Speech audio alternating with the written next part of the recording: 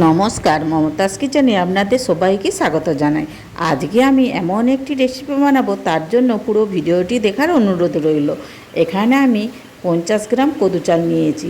আমি আমার একার জন্য বানাচ্ছি, তো তাই আমি কদু চালটা কমিয়ে নিয়েছি। পুজোর দিনে সবাই তো ব্যস্ত থাকে, নিজের উপর নজরই দেওয়া হয় না, তাই ভাবলাম আপনাদের সাথে শেয়ার করি। এইভাবে যদি বানিয়ে নিতে পারেন, 5 মিনিটও সময় লাগবে না, আর খেতে যেমন সুস্বাদু। আর এটা খেলে বুঝতেই পারবেন না উপোস দিয়েছেন না ভাত খেয়েছেন। আমরা তো প্রত্যেক উপোসেই এটা বানিয়ে খাই। কখনো কদু চাল সবজি দিয়ে সেদ্ধ করে নিই, আর কদু চাল সবজি দিয়ে আর মুগ ডাল দিয়ে খিচুড়িও বানিয়ে নিই। খিচুড়িও খেতে খুব সুন্দর লাগে। দেখুন, এখন আমার এইটি সেদ্ধ করা হয়ে গেছে।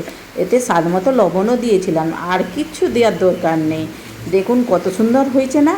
এইভাবে আপনারা বানিয়ে খেতে পারেন। আর এর সাথে যদি লঙ্কা তেল করে আলু ভাতে থাকে, দেখুন আমি এখানে আলু ভাতেও বানিয়েছি, আর একটু বাটির পোস্তও বানিয়েছি। বাটির পোস্তটাও দারুণ লাগে, কাঁচা লঙ্কা দিয়ে বাটির পোস্ত।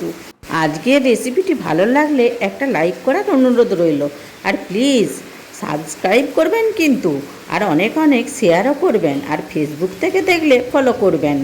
আবার দেখা হবে নতুন কিছু রেসিপির ভিডিও নিয়ে মমতাজ কিচেনে। আপনারা ভালো থাকবেন, ধন্যবাদ।